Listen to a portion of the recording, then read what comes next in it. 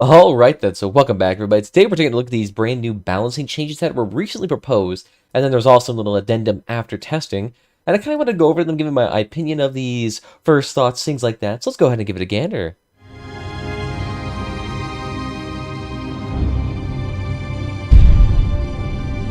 So first things first, all automatic shotguns, which I believe just includes pretty much all shotguns, other than those that are just a single shot like the Nidhogg, Fafnir, and Junkbow. So think of like the traditional shotguns. You're probably going to be in the right ballpark here. Now, the set of automatic shotguns shows a current spread of the weapon. I believe before this, it was just a fixed reticle that showed the same spread regardless. That would show you a general area of which you would hit. It was not very accurate. Changed the form of the pellet spread to a square to a rectangular formation. So now it corresponds to the scope, which is a bit more nice. Having more accurate displays of what your gun is doing is always more beneficial. I mean, to a point, you probably could have just turned off your reticle for shotguns and it would have been just about as accurate. Now, changing the weapon doesn't increase the spread, which I wasn't even sure that was the case, because I thought for the majority of the time, shotgun spread was completely fixed and you would not change in the slightest depending on what you were doing, allowing you to do more brawling-esque things with minimal impact. But the trade-off being that it was always going to be inaccurate. And now, in this case too, the range has also been reduced by 100 meters, or sorry, from 100 meters to 60 meters, I should say, which is a decent nerf to the actual spread. That's a 40% decrease in optimal range, which is huge. But at the same time too, were a lot of people really utilizing a shotgun at in excess of 60 meters? Because that's a pretty far distance. I mean, if you don't know what that is, go into your average game here, and you see the basic garage, you can see that's 50 meters all the way over here from this white line. Who is shooting from this distance? Who is shooting from this distance at full bore? Needless to say, that's 100 meters. Who is shooting that far? That is ridiculously far for a car to shoot with a shotgun. You're basically going to be doing 0 damage at that point, even with medium range weapons. So it's not too much of an issue here, but I guess it reduces the chance of shotguns dealing damage at like super long distances. This is more or less going to be an issue for like cloaks. That was going to be the biggest thing, but alright, thank you. Of course, there's developer comments in there, but I don't even read them because half the time the reasoning is just nonsensical. Sometimes though, it's kind of fun to read. Next, the damage zone is now displayed in assembly mode, and you can no longer mount parts in the area that deals damage. Crossing the area with other parts is not allowed, so this is an effect for all melee weapons. And the developer comments do shed some insight onto this, and that was just with the bore and how that you could actually tuck that into armor pieces while keeping that damage area exposed, which is a bit kind of I could see why they'd probably want to prevent that, because any sort of like meshing of armor parts like that would make them a lot more durable to damage and damage mitigation. So that's one thing to keep in mind. Although considering this is really only aimed at like borers to begin with, I can't imagine this being terribly impactful at higher elevations of gameplay. Not to mention that I imagine if you were to mount armor parts close to the area of damage anyway, you're going to reduce the amount of area or chances of you actually running into someone and doing damage. So that's a bit interesting, but alright, cool. Appreciate it to always reduce the amount of exploits. Now for all cabins, interesting here. Reduce the time before the car flips without using a car jack from 30 seconds to 20 seconds. Thank you. That's always been a big issue with me, especially considering that a lot of cars have a really hard time flipping upright.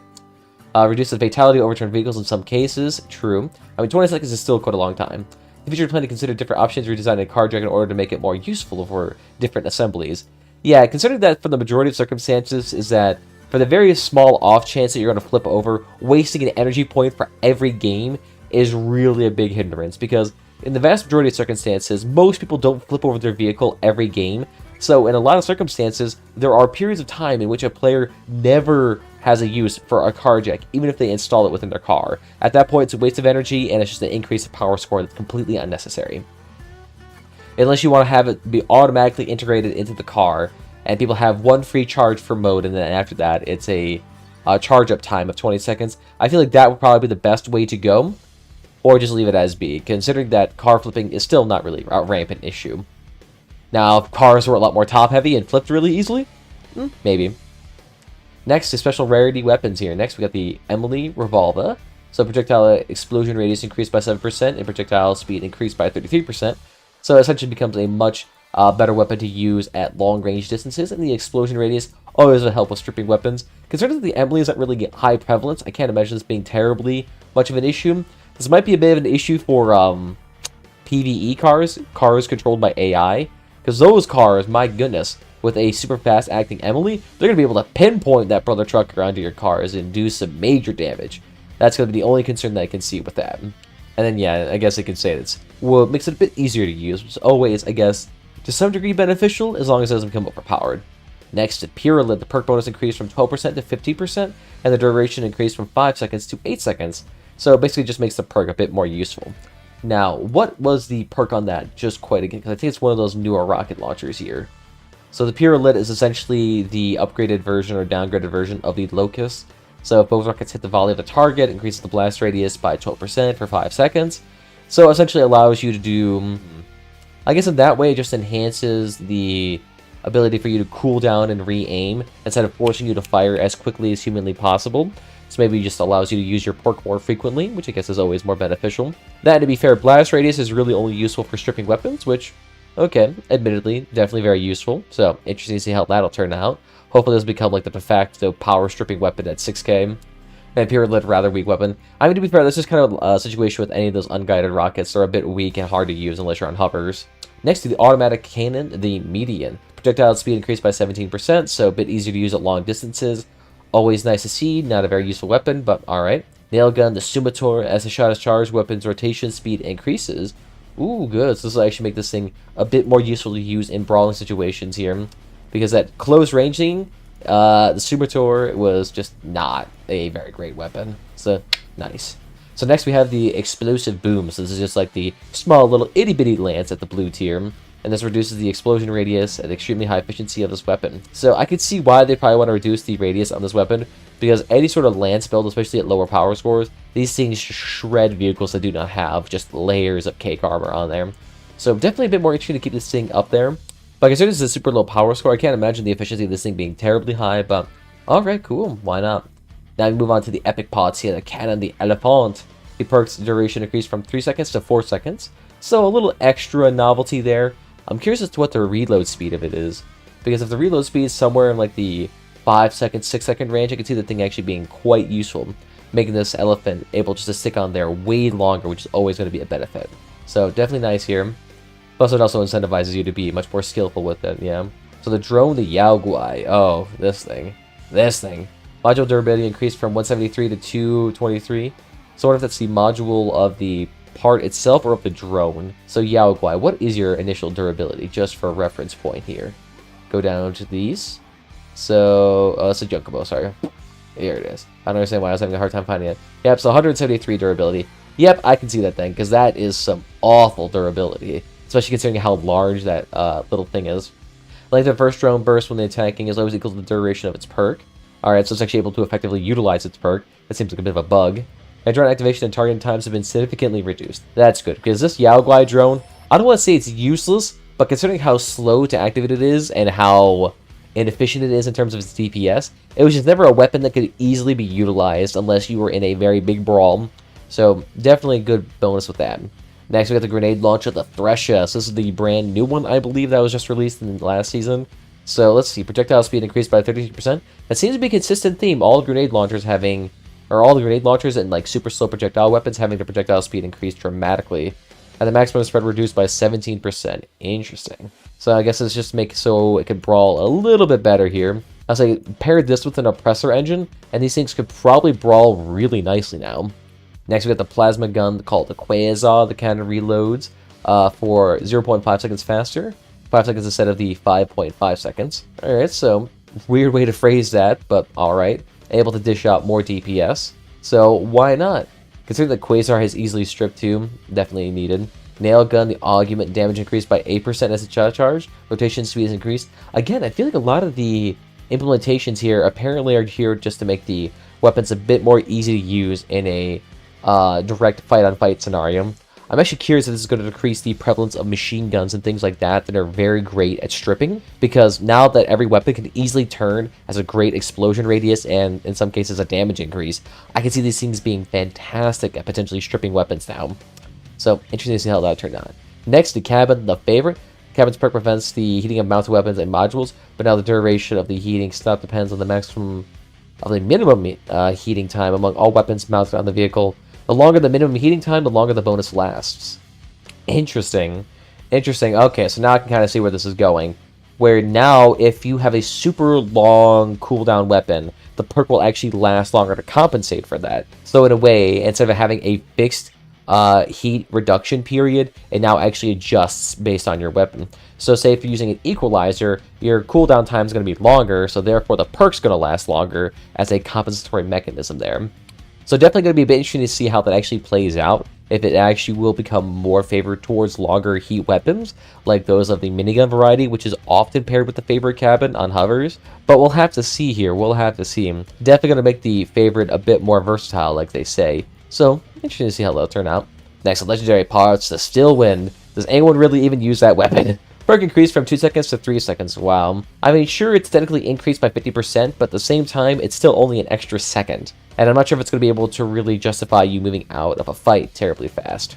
And still provide more time for tactical maneuvers. Do you think an extra second is going to give you a terribly large degree of, maneuverability? Unless you're in a hover, I feel like you would be able to utilize that perk very well. Howitzer, the Mandrake, the weapon drains 1 point less energy. Ooh, interesting. Unfortunately, Mandrake's already underwhelming efficiency has suffered even more since the introduction of the reload acceleration modules. The high energy consumption of this weapon made it impossible to assemble an effective vehicle with a howitzer. Reducing energy consumption not only allowed to combine the weapons, but also make it possible to create an assembly base of the heavy cabinet with 2 howitzers, which is probably going to be necessary now that they got rid of the... I mean, the main power spike caused by the Mandrake was from the fact that you could do a vertical build that allowed you to do really precise shots and just melt cars. But since that was completely nerfed and no longer able to happen, this is pretty much going to be mandatory and kind of had to happen. But good, now it's actually rebounding.